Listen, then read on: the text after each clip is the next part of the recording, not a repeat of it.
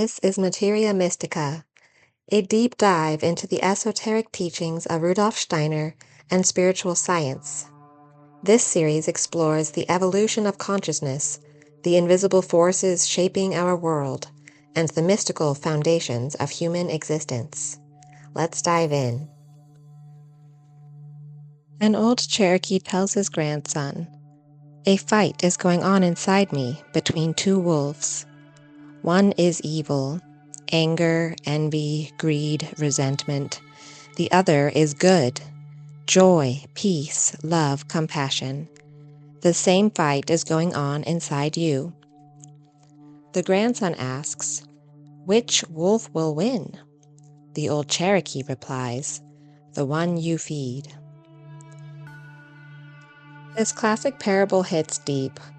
We all have knee-jerk reactions we instantly regret, intrusive thoughts whose origins we can't pinpoint, and beliefs about ourselves that we know are harming us but have no idea how to escape.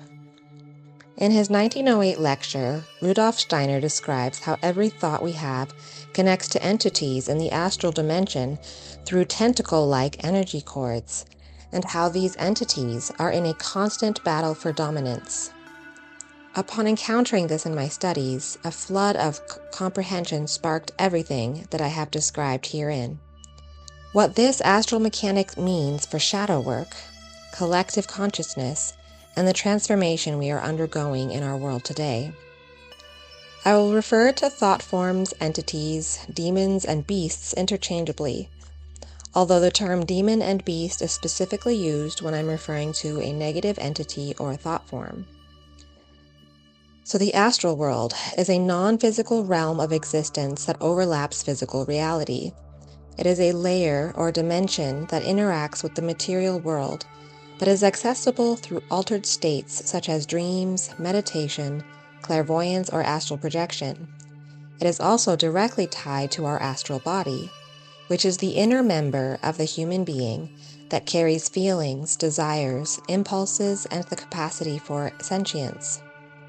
It is the vessel for emotional experiences and consciousness, and the bridge through which we interact with the astral plane. Think of the astral and physical planes as interpenetrating spheres rather than separate floors of a building. In the astral dimension, things can exist in the same space while remaining distinct, permeating each other without collision. 2 or 100 things can simultaneously exist in any given space. How thoughts connect to astral entities. Whether conscious or unconscious, our thoughts send out cords into the astral world. There is an energetic tie, like a stream or umbilicus, which binds our thoughts to the entities that correspond with that specific frequency of thought. This is a chicken or egg conundrum, because as I ponder, I'm also questioning whether it's the entities themselves that are reaching out and binding with us. In metaphysics, we come across this concept when referring to cutting cords or clearing attachments with someone or something. This astral energy bondage is the very same. Now, when we think a thought that has never been thought before, we can also create a new entity with those thoughts. And this brings fresh relevance to the term thought form, when we realize that our thoughts do give rise to forms, both astrally and even physically. It's survival of the fittest out there in the astral world, where two ideas exist simultaneously. The strongest one wins. Let's imagine someone believes they are unworthy of love, but repeatedly states a mantra that they are loved and deserving. The thought, "I am undeserving of love," is connected to the entity undeserving of love.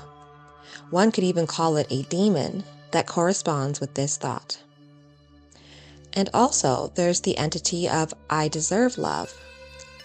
Both of those entities are attempting to exist simultaneously in the same space. As they do, they battle to annihilate one another. The stronger entity wins. In this case, if one's belief about being undeserving of love is more potent than the new mantra of positive affirmation being fed, then the limiting belief demon wins out and continues to rule the astral roost of the person. Likewise, if one manages to believe a new and positive thing about themselves, it slays the demon of negativity, and it will no longer plague that space in the person's psyche. This is what it means to do shadow work from an astral perspective, what we often even refer to as slaying our demons. The metaphysics of neuroplasticity. From Steiner's perspective on the astral world and its correspondence with our physical reality, it becomes clear how neuroplasticity works on a spiritual level. The continuous repetition of certain thought forms strengthens the connection with the astral being that relates to that thought form. The stronger that connection, that umbilicus, the more difficult the demon is to slay. It has been fed, sometimes for one's entire life, until it becomes a behemoth of belief, our own personal Goliath that must be destroyed so the positive belief can make its home. On Egregores, collective astral forms. Every human personality is made up of multitudes of beliefs that I see in the astral as these weird little collaborative neighborhoods or gangs of entities. But because the astral is interpenetrable, these neighborhoods overlap. The same entity can exist in multiple people's psychic space at once. So while initially one person having a certain belief feeds the associated entity through a singular stream of consciousness, any other human who also shares that belief is feeding the very same entity. This is how an egregore is created. An egregore is a thought entity or collective mind created by the shared beliefs, emotions, and intentions of a group of people. It is a non-physical entity that gains power and influence from the energy of the group, often shaping their behavior and experiences while also existing somewhat independently. A quote from Rudolf Steiner in his lecture from the Goetheanum 107, he states, "We must clearly keep in mind that there is not one astral world, but two, one into which pass all the currents fruitful for human progress and further evolution, and one into which pass all the currents that hinder man's evolution." End quote. So these mechanics go both ways. A collective belief demon can be so powerful that it begins to creep into the psyche of someone who did not formerly have that belief. If exposed to said demon via the subliminal programming, as in media consumption, or by sharing proximity with someone who has influence over that individual, they may adopt the new belief which was not previously theirs.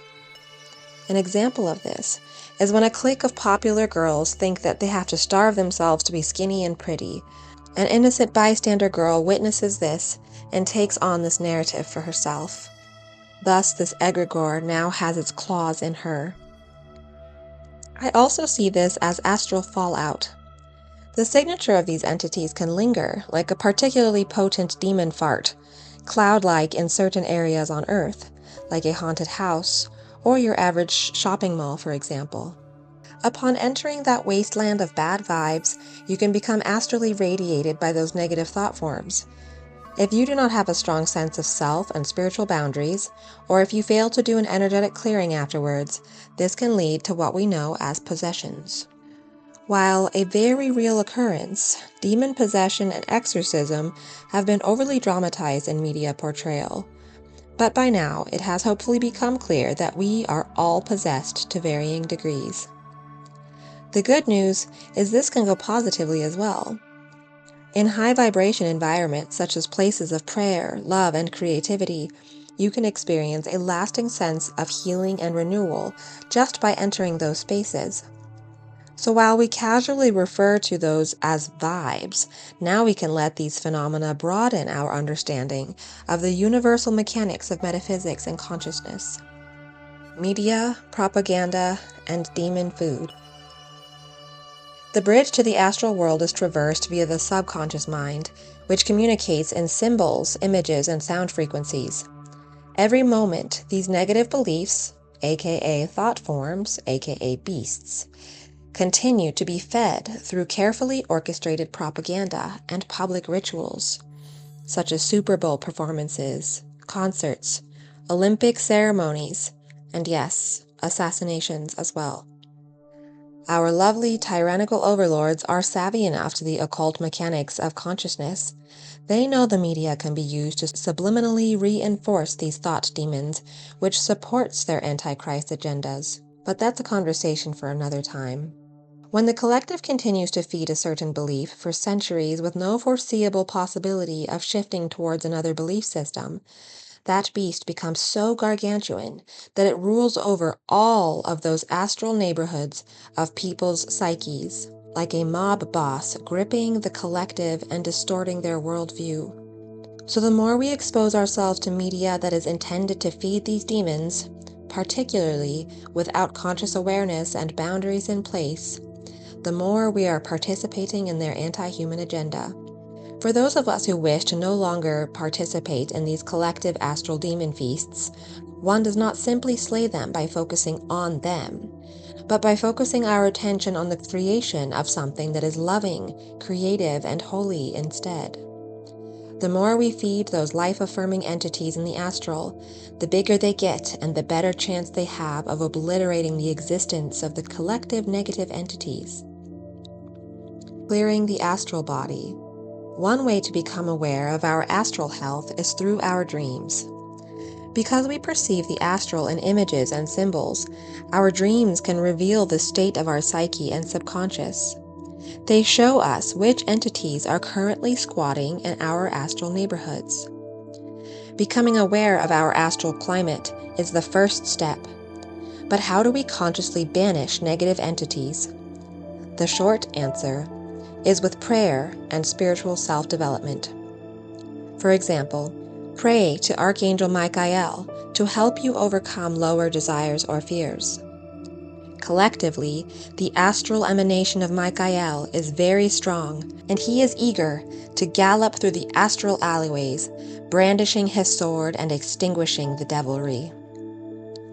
The more we clarify our astral body, the more we live from our higher self instead of our lower ego. This clarification brings us closer to our guardian angel and amplifies psychic attunement. A pristine astral body allows us to become a clearer channel for the life force energy of God, resulting in greater health, vitality, and daily miracles. To endeavor for this clarity is the mystic way. Choosing your reality, the new earth. A common New Age term when referring to ascension and new earth is the idea of bifurcation. Bifurcation refers to a profound spiritual consciousness shift where humanity undergoes a transformational split between old world, destructive and anti-life, and new world consciousness. At this point, old ways of being, believing, and living dissolve, and a new mode of existence with higher awareness, purpose, and spiritual alignment emerges. This process often involves facing crises, shadow aspects, and a deep inner awakening, leading to a new path focused on unity, spiritual growth, and ascension to a higher state of being.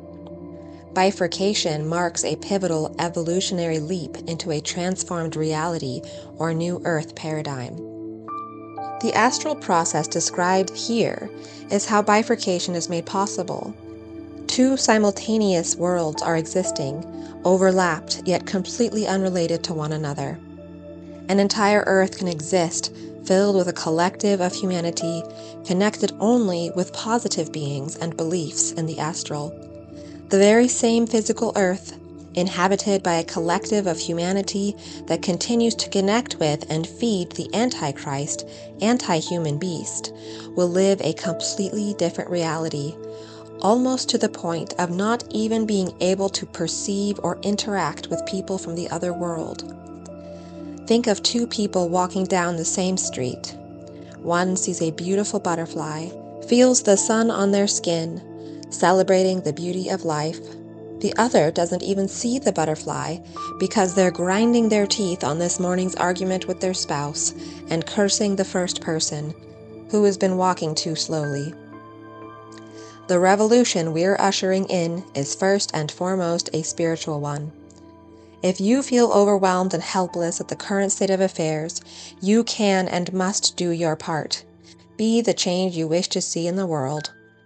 When we realize the magnitude of what our very personal existence and consciousness is capable of, it certainly gives us perspective on the transcendent nature of doing the inner work, healing your trauma, changing your beliefs, and living from God's will.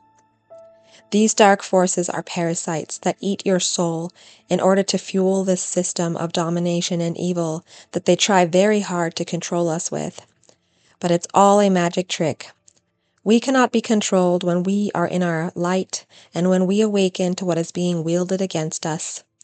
Step into your power and you take away theirs. The hell they are building here will dissolve, and only the paradise of earth will remain.